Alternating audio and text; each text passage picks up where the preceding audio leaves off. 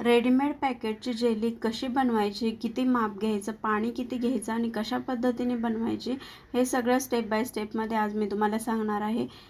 Readymade packet आणलं जे 60 रुपयाला मिळतं, तर ते एका भांड्यामध्ये काढून घ्यायचं. त्याच्याबरोबर दुसरी एक पावडर येते ती एक साईडला मिक्स करायची. एक बॉटल ही 200 ml आहे, तर आपल्याला 500 ml पाणी घ्यायचं आहे आणि 500 ml म्हणजे अर्धा लिटर पाणी घ्यायचं आणि उकळी येऊ द्यायची चांगली पाण्याला.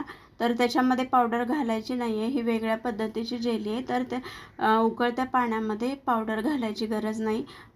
उकळलं पाणी की साईडला काढायचं, 1 मिनिट थंड होऊ द्यायचं आणि त्याच्यामध्ये जी आपण पावडर मिक्स केली होती रेडीमेड पॅकेटमधली, तर ती थोडी थोडी करून चमच्याच्या साहाय्याने मिक्स करायचं.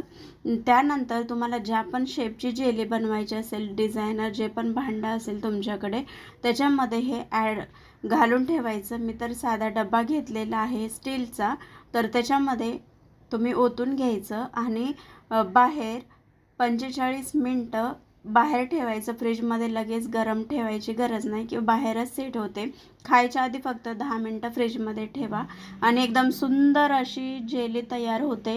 अचानक कधी अशी जेली करायची झालीच मुलांसाठी किंवा स्वतःसाठी, तर हे एकदम छान पर्याय आहे. डायरेक्ट रेडीमेड पॅकेट आणू शकता जे 60 रुपयाला मिळतं आणि 60 रुपयामध्ये सगळं कुटुंब खायला एवढी जेली तर नक्कीच तयार होते. तर तुम्ही ही फ्रीजमध्ये ठेवून 2-3 दिवस सलग ठेवली तरीही ती खराब होत नाही. तर त्याचे काप करू शकता किंवा त्याचे पीसेस करून वगैरे मुलांना देऊ शकता.